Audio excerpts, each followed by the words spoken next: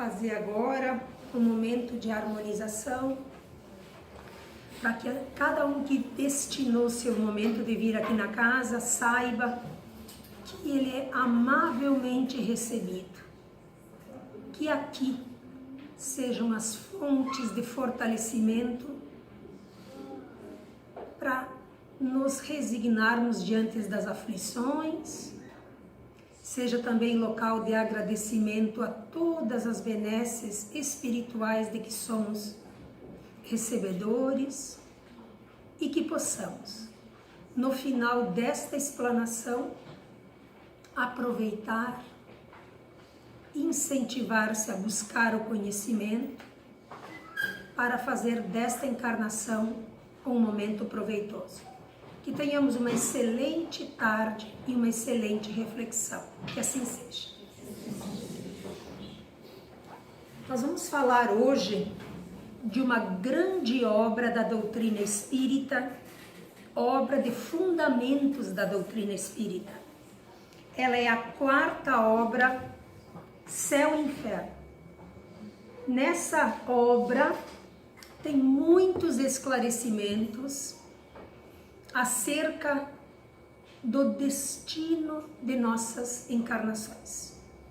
Então Kardec trouxe como fundamento da nossa doutrina saber, para que nós saibamos exatamente no que nos apoiarmos e também no que nos fundamentarmos na nossa caminhada espiritual. O céu e o inferno, ou a justiça divina segundo o Espiritismo. Todo espírita deve ler. Tem na livraria aqui com preços muito baixos. Todo espírita deve ler. Foi publicado em Paris em 1º de agosto de 1865. Evangelho segundo o Livro dos Espíritos, 1857. E alguns anos depois, nos estudos, na organização da doutrina, Kardec publica esta quarta obra. Estudar a doutrina espírita muito nos esclarece acerca do destino dos homens. Vivemos, pensamos, agimos, isto é fato para todo mundo. Morremos, o que é certo para todos nós. Mas deixando a terra, para onde vamos? Estaremos melhor ou pior? Existiremos ou não? Para os que pensam que tudo termina, porque tem pessoas que pensam, vou viver bastante, vou aproveitar bastante, tenho pouco tempo de vida, de usufruir, quando morre tudo termina. Então, para esses, a gente faz uma pergunta. De que adianta a inteligência de que somos portadores, o progresso que fazemos, o conhecimento adquirido, tudo se perde? Então, qual a necessidade, visto essa ideia, do esforço para nos tornarmos melhores? Se tudo termina, para quê? Pergunta de quem não acredita. Para que nos melhorarmos, para enriquecer nosso espírito, se daí não deveremos colher fruto algum? Para bem explicar que essas perguntas são feitas para quem diz que tudo termina. As religiões, no geral, todas as religiões, têm igualmente admitido o princípio do estado feliz e infeliz das almas após a morte. Em outras palavras, dos castigos e gozos futuros. Então, as religiões diversas, todas quebram essa ideia de que aqui termina tudo. Não, cada uma com sua visão. O que nos difere, no entanto, é sobre a natureza desses castigos. Então, todas as religiões falam de que após a nossa experiência terrena, temos ou felicidade ou castigos. Nós da doutrina espírita, porém, divergimos na qualidade desses castigos e dessa felicidade. O Espiritismo tem a seu favor a lógica do raciocínio. Por isso que a gente diz que a doutrina espírita nos incentiva a raciocinar, a pensar, a amadurecer as ideias, para a gente internalizar um posicionamento e uma conduta. Ela tem a lógica do raciocínio, mas tem um método que foi montado, a doutrina, na confirmação dos fatos. Então, se temos fundamentos, estão confirmados. Nas obras, Kardec traz toda a confirmação do que está determinado. Não são palavras ao vento. Isso tem que ficar muito claro para nós.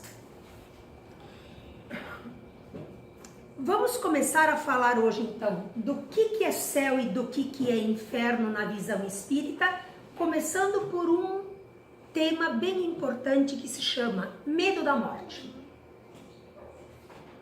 O homem, em qualquer grau que pertença, possui o sentimento que traz dentro dele de um futuro, a não ser os materialistas convictos. Mas quem não é materialista diz, pois é, tem alguma coisa, a vida não termina. Então, nós trazemos, apesar de alguns materialistas afirmarem, mas dentro da sua essência espiritual temos a certeza do futuro. Há dentro de nós a intuição de que a morte não é a última etapa da vida, da existência. Então, se nós sabemos disso, por que ainda nos apegamos tanto às coisas terrestres e por que temos medo da morte? Podemos nos fazer essa pergunta. Eu tenho medo da morte?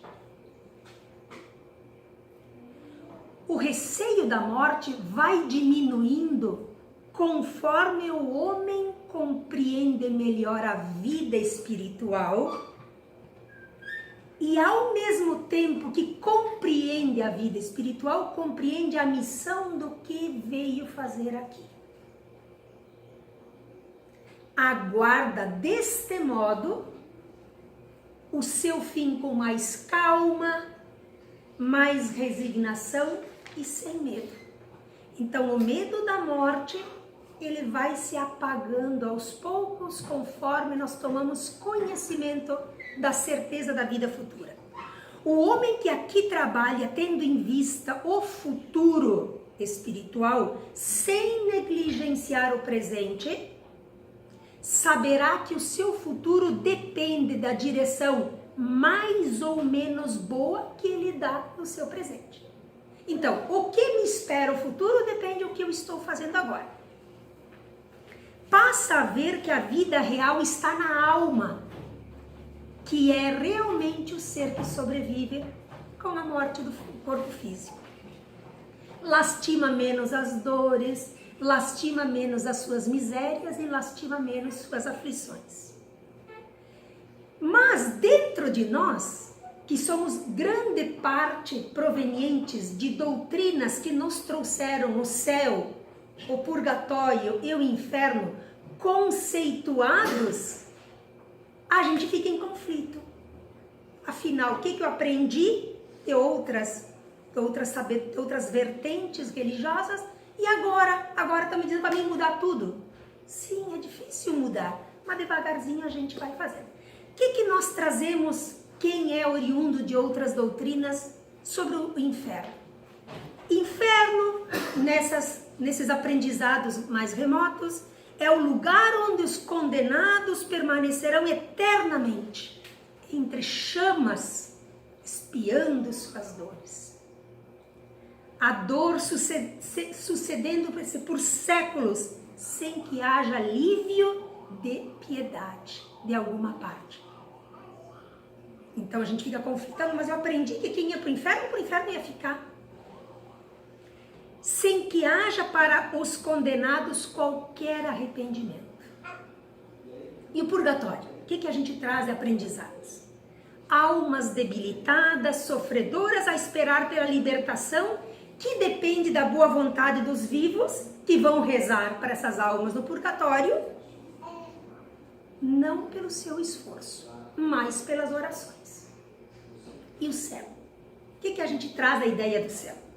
Grupo dos eleitos, aqueles que sentam lá na nuvenzinha, na plenitude.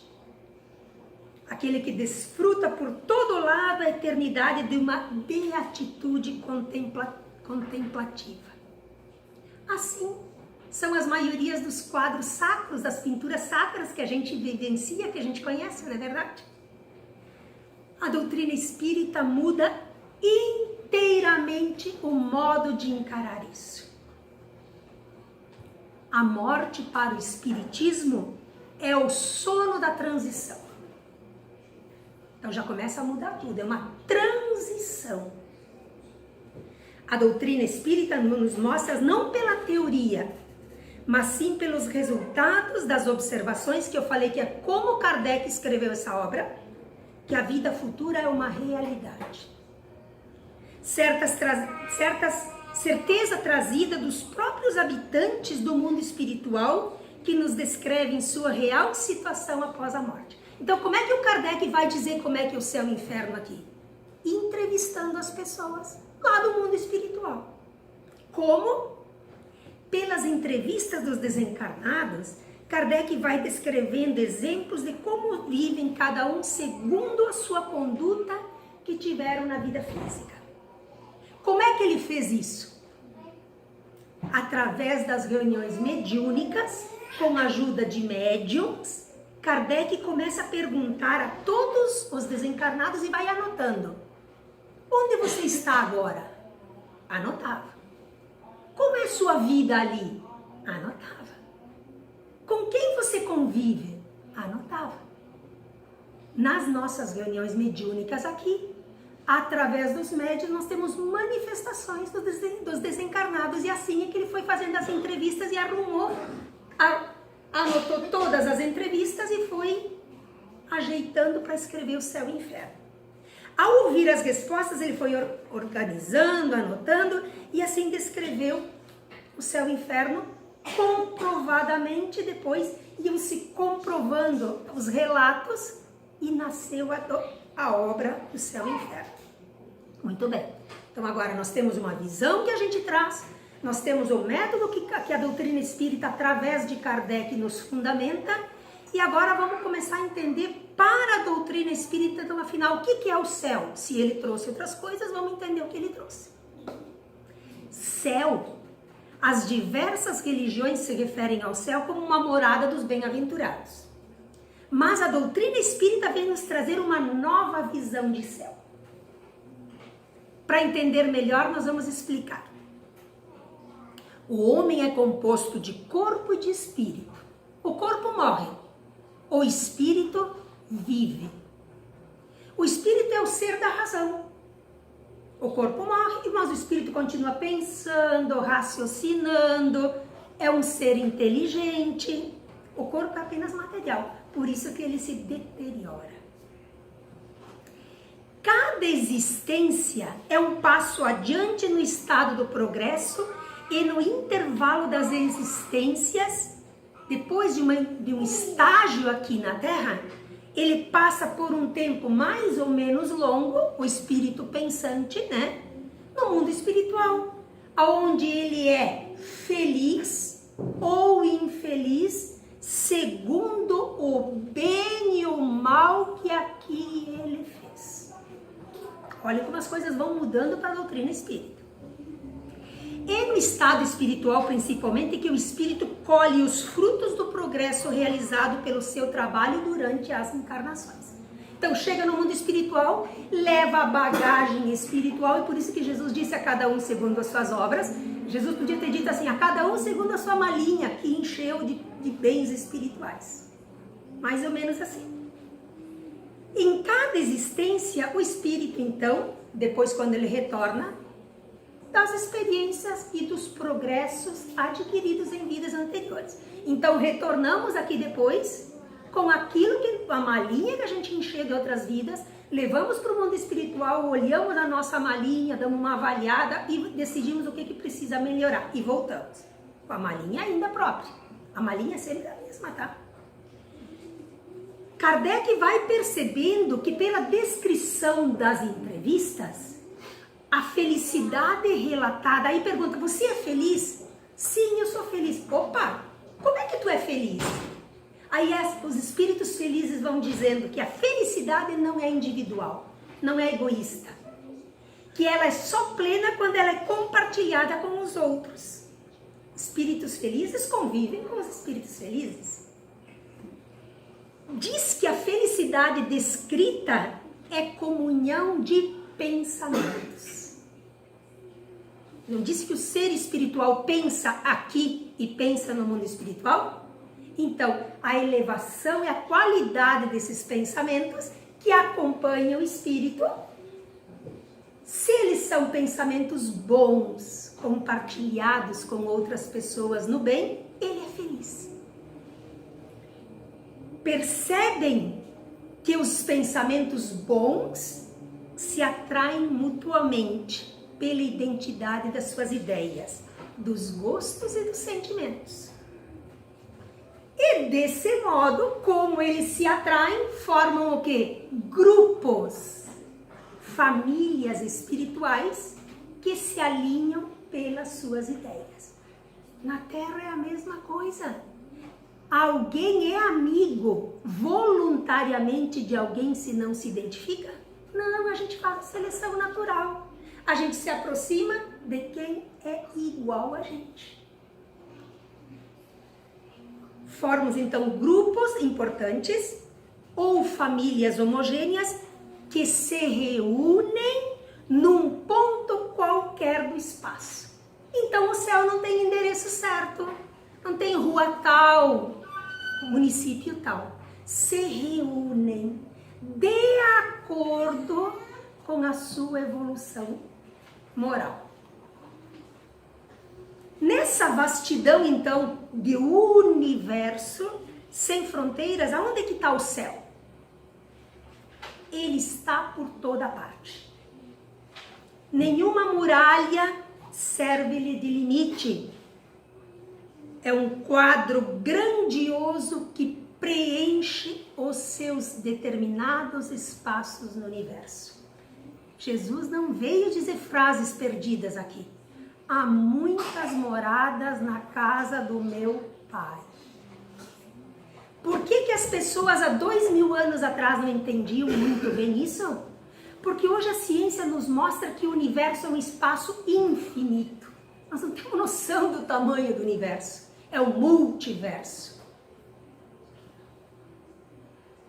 O céu não está localizado acima das nuvens.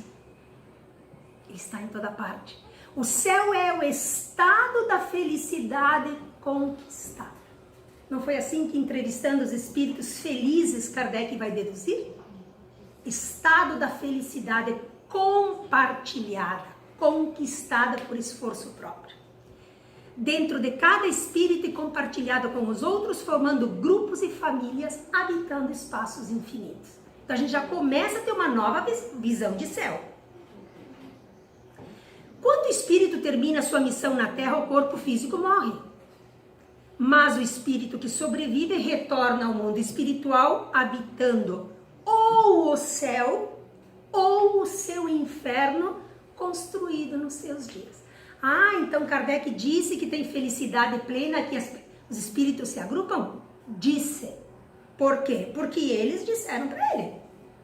E agora? E quem não tem a felicidade plena? Do mesmo jeito. Pessoas que se afinizam nas suas angústias, nas suas imperfeições. O livre-arbítrio que nos é dado para cada qual, todos nós somos portadores do livre-arbítrio, nem Deus retira esse direito de escolher o que queremos para a nossa vida. Nos é dado a fazer a semeadura, como se ele nos desse uma fazenda para plantar. Cada um ganha a sua fazendinha para plantar. Pode plantar o que você quiser, mas você será obrigado a colher da sua fazenda. Não tem que colher da fazenda do vizinho e nem ninguém colher da tua. Colherá felicidade se assim a tiver feito. Colherá aflições se as tiver produzido. Sendo, pois, a felicidade conquista o céu, então a gente pode dizer que nessa nomenclatura a felicidade é como se fosse um céu conquistado, um lugar bom de se ficar. Qualidades, sendo, pois, a felicidade qualidade inerente ao espírito que a construiu, porque se eu construí o bem eu tenho felicidade, é pertencimento do espírito, é conquista. Ele então alcançará essa felicidade aonde quer que ele esteja e que ele se encontre. Aqui que vem uma grande importância. Pode ser, nós não falamos que experiência terrena volta para o mundo espiritual com a sua malinha, volta para a terra com a sua malinha, mas essa felicidade que a gente vai construindo, ela é crescente, mais rápida, de acordo com o nosso livre-arbítrio, com as nossas decisões. Aquilo que eu botei na minha malinha de bem construído, que me traz felicidade, volta comigo. Então, a felicidade que eu trago, conquistada, eu vivo ela também aqui. Mesmo modo as aflições. Então, isso nos mostra que na superfície da Terra, entre os encarnados, é possível viver felicidade, ou no mundo dos desencarnados, igualmente. Isso mostra que pessoas próximas de nós, muitas vezes, ou têm um céu interior, ou tem um inferno interior. A gente não sente assim? É a malinha que cada um vai e vem. A mala é sempre a mesma de cada um. E o que é o inferno, então? Se nós falamos bastante de céu, vamos falar do inferno. Pelas heranças que eu falei antes, aprendidas de vidas anteriores, o inferno seria, na visão antiga, um lugar com fogo ardendo, com o chefe chamado diabo, que se compraz, que fica feliz em sofrimento, botando todos os que sofrem dentro de um panelão, né? Que a gente tem essa ideia de criança, eu pelo menos tive, assim me ensinaram. Graças a Deus, com a doutrina espírita a gente vai refazendo e se remodelando. E aí dizia assim, eu me lembro que me dizia assim, aí o anjinho vai erguer a tampa do panelão e olhar lá dentro e ficar bem, viu? Mereceu se contorcer no fogo. Essas eram as ideias. Portanto, um lugar de suplícios físicos que nunca mais terminam, localizado nas profundezas mais escuras. Por que nós temos o conceito do inferno, do fogo que arde, que queima? Porque nós temos associado a nossa conduta humana que aquilo que dói, aquilo que machuca o físico. Não é verdade? Mas nós sabemos muito bem que trocaríamos sempre, grande parte das vezes, as aflições físicas pelas aflições morais. O que dói mais? Estar padecendo de um mal físico ou de peso na consciência? Então, para a doutrina espírita, os suplícios não são físicos, então não tem fogo ardendo. Tem dores morais. E elas são abreviadas em todas as possibilidades de vida. Não vai ter, caiu no suplício moral, não tem mais chance. Como se fosse caiu no panelão, não tem mais chance. Toda hora é hora de recomeçar. Pelo arrependimento daquilo que fez quando não sabia as consequências. Então, para a doutrina espírita, não devemos guardar culpas, remorsos infindáveis. Olhar para trás nas nossas culpas e nos nossos infernos construídos nos possibilitando a chance e a hora de refazer diferente agora que eu já sei. Por isso que a doutrina espírita é consoladora. Estamos nos deparando com nossas imperfeições? Então temos dores morais. Mas o despertar, o querer mudar, começa tudo de novo. O ontem feito está. Para a doutrina espírita não existe remorsos e culpas, existe responsabilidade do que fez. Porque a gente está cada um segundo as suas obras.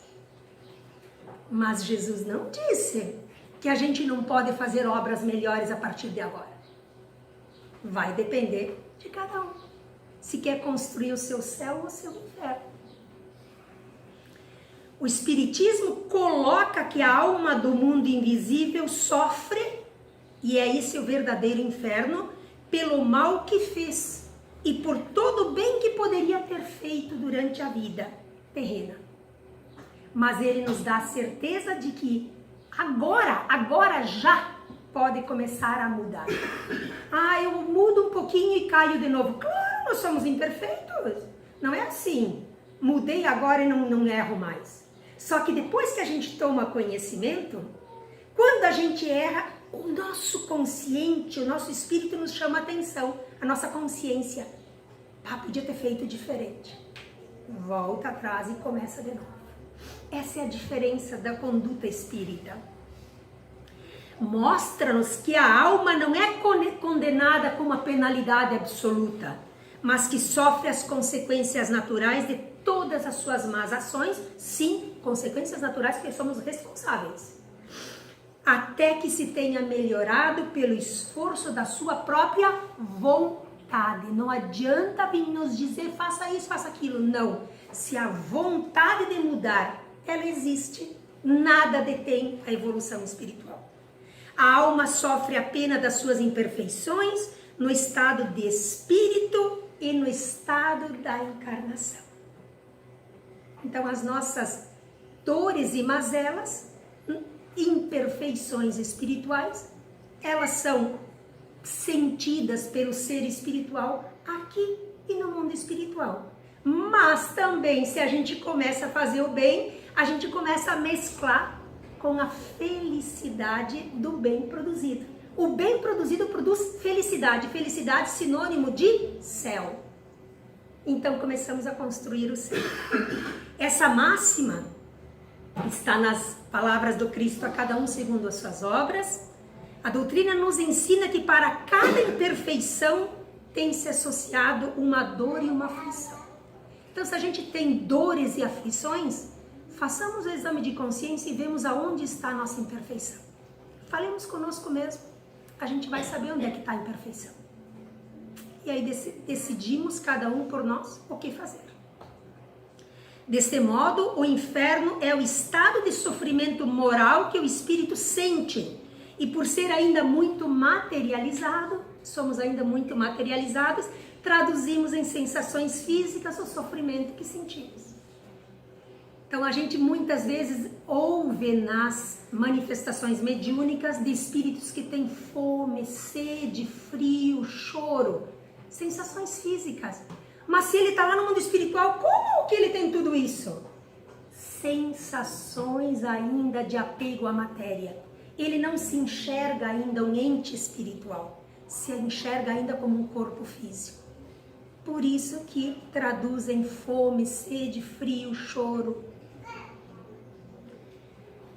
Desse modo, então, todos os espíritos que vibram nessa frequência espiritual dessas sensações ou da felicidade, primeiro construirão um local da sua vibração.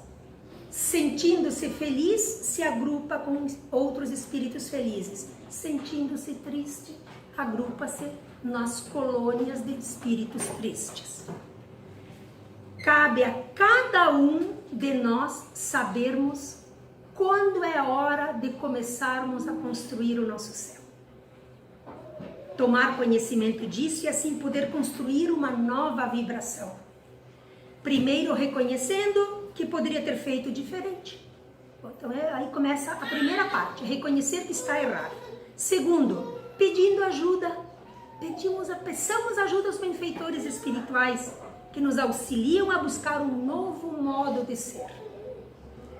E buscando, por força e esforço próprio, implementar, fazer valer essa nova conduta, desse novo modo de viver. Então, a conclusão que a gente chega, se estamos ainda encarnados e não somos ainda espíritos puros, então não possuímos a felicidade suprema ainda, plena. Não, porque a gente tem, a malinha tem um pouquinho, uma pitada de bem, uns outros tantos de aflições, então não temos a felicidade suprema. Isso nos faz entender por que Jesus quis dizer a felicidade plena não é deste mundo. Porque se estamos encarnados, ainda necessitamos da matéria para a depuração. E a matéria é convidativa às quedas. A gente precisa ser forte para não cair. E se cair, levantar. Eu deixei esse pequeno texto aqui. Acabou que ficou meio pequeno aqui de ler. Eu vou ler aqui, ó. Pessoas que vivem o seu céu interior pelas experiências de Kardec, pelas entrevistas, e aí nós nos identificamos, não, pessoas felizes, aqui também tá, não é só no mundo espiritual, não competem com as outras e sim compartilham o seu bem, sabe que eles não são turistas espirituais e sim caminhantes para construírem a sua elevação, oportunidade de construir e de depurar aqui. Sabe que o céu não é um local, e sim uma frequência, um estado vibracional? Se tem medo do desconhecido, não tem medo do desconhecido, compreendem que o físico e o espiritual se comunicam incessantemente, porque somos espíritos encarnados, seres espirituais. Sentem que possuem um propósito de vida, a gente não está a passeio aqui, a gente sabe e deve se cobrar que veio. Compreendem que vencer na vida não significa morrer rico, e sim vencer os próprios limites.